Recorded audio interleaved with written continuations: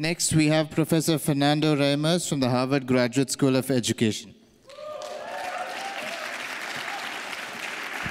Thank you very much.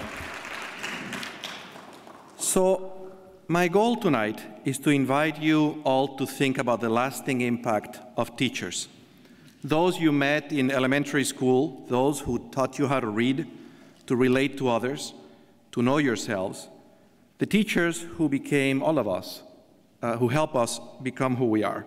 So I'm going to ask you to close your eyes for a moment and try to remember the first day you went to school, maybe the first year.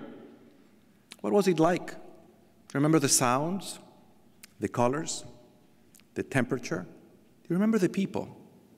Do you remember that teacher? What do you remember about them? Do you see any connections between what you learned from them and who you are? I'm going to invite you to share those memories. Get out your tweeters. Come on, I've been watching you, looking at your iPhones while I'm talking. Just get them out, don't be shy, and tweet those memories. Just tweet them to me, @Fernando Reimers. I'm easy to find. I'll retweet them tonight. I'm going to tell you what I remember. I remember the big mango trees, the large shades they provided from the tropical sun of Caracas, the joy of watching the mangoes mature, and the excitement of grabbing a mango or two when they fell on the courtyard. Hanging from a branch of one of those trees was a bell. And pulling from a rope, Madame Chiric rang the bell to signal the time for all of us to line up in the courtyard and to walk into our classrooms in neatly formed rows. That bell marked the beginning and the end of the school day of my first 5 years of school at the École Jean-Jacques Rousseau, a small school where a few dozen teachers taught us, about 300 students, in French, how to read, math, science, history, art, and morale, the short stories with ethical dilemmas which we discussed every morning once we had sat down at our desks at the start of the school day. In their conversations with us, our teachers shared memories of growing up and living in France and talked about relatives still living there.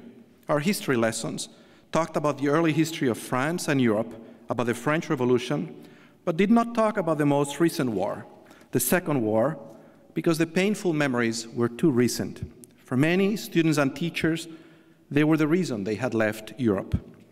Probably because it was such a small school, Madame Chiric was a very involved principal. She visited our classrooms often, at which point we would all stand up and in unison recite, "Bonjour, Madame Chiric." Each Friday, she visited each classroom to take all of us to the school library, leading 2 lines of students as she held the first child in each line by the hand. In the library, she would talk to us about these wonderful books, opening with excitement packages of newly arrived books, and made each of us borrow 1 book that we would read that week. The next Friday, she would repeat the ritual and ask us what we had thought of the book we had read, as she recommended new titles for us to read. She visited each class also in the afternoons when we rehearsed for the theatrical performance that each grade would contribute to the end of the year production, a major event for families in which each grade performed a play, all of them neatly presented in programs, each of which were decorated with individual drawings made by the students in the school. I enjoyed most of my time in that school, with the exception of the punishment for talking too much in class while the teacher was trying to teach, and with the occasional times I was sent to the office of Madame Chiric, as she had to adjudicate some dispute between students. These were times when she made us listen to each other's grievances and views and repeat what we had heard in an effort to help us see the issue from the other person's eyes. Most of the times, that method worked well, and the 2 parties left Madame Chiric's office holding hands, renewed in our intuitive knowledge of our common bonds. As the school year of 1968 ended, I was so pleased to take part in a mise-en-scène of The Little Prince. That year's theatrical performance was based on the book, and each grade performing a scene based on 1 chapter in the book. I was the businessman who counts the many stars he owns in the universe and engages the little prince's questions about the point of owning all those stars. As that summer ended, a week or so before the school year was about to resume, my mother told me we had to go visit Madame Chiric to say our goodbyes. Madame Chiric was returning to France, and the school would be closing down. We would have to find another school. It was a sad visit for me. Not only was I sad to visit my school for what I knew would be the last time, Madame Chiric was sad, as she explained to my mother in ways I did not fully understand why she was forced to leave. I felt the sadness of the little prince in my heart as he says goodbye to the rose he loves. I went to another school and saw for the first time some of what made the École Jean-Jacques Rousseau unique. Not all schools taught in French. Not all had students from so many different races and religious backgrounds who lived in so many different parts of the city. Not all had principals who took their students to the library on Fridays or who came to watch their rehearsals of theatrical performances. In time, I could find answers to some of the questions of why Madame Chiric had been forced to leave Venezuela in 1968. It was only in 2006, however, that I could have the questions I most cared about answered. I had to give a lecture in France and looked up the name of Madame Chiric in the online phone directory. And there she was, living in Paris. I rang her up on a Sunday afternoon, just a few hours before getting on a plane. She answered. When I asked her if she was Clara Chiric, she replied yes. When I asked her if she was the former principal of the École Jean-Jacques Rousseau, she went silent. I told her I had been a student at the school. We agreed to meet that Wednesday, and I showed up at her small apartment to spend a wonderful 3 hours looking at old pictures of each class in the school, looking at copies she had saved of the programs for the theatrical plays the students had performed each year. I was able to ask her why she had left. She explained that the reason she had first arrived in Venezuela was because her husband, a union organizer, had been detained by the Nazis as they had occupied Paris. These, and the fact that they were Jewish, made Madame Chiric get the courage to, with the help of some friends, get her husband out of the detention center and in a few days get on a ship for Venezuela to start a new life. She knew her husband would continue his political activities, which involved publishing a newspaper, writing, and meeting with young people to discuss how to build what in his mind was a more just society. He did that the entire time they lived in Venezuela, and the reason they had to leave in 1968 was because the political police found copies of the newspaper he edited in the campus of the main university and concluded that his work was subversive and dangerous. So they raided the school while he was in France. Madame Chiric went to seek support from the French embassy, and they advised her to leave the country in short order, as the politics at the time were unfavorable to people with her husband's views. But back to the time when Madame Chiric and her husband arrived in Caracas. The only French school in the city at the time was a religious school for boys only.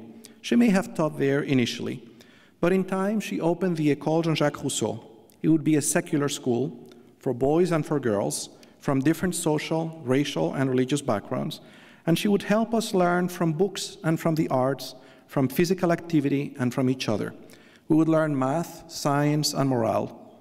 I asked her the question I had wondered about in the almost 4 decades I had last seen her. What was your purpose? And she replied with the calm peace of someone who has given thought to this question, to help you all learn what it was like to be just like everyone else, to help you understand that in spite of your differences, you were all one. I had lived through a terrible war in which millions had been murdered because so many had not seen these. So I had to help you all understand these so you could make the world better.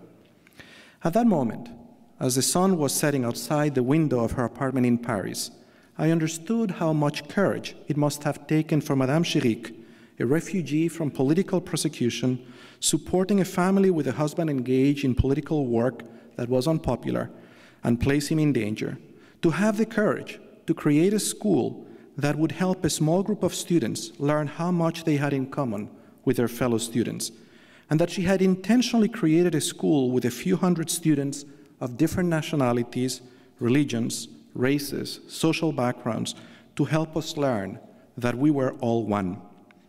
It would have been so much easier for her to stay in the school that taught one religion to boys only than to create that which did not exist. I had always known that I had learned much in the École Jean-Jacques Rousseau, but it was at that moment, that summer afternoon in Paris, that I learned some of the most valuable lessons Madame Chiric taught me.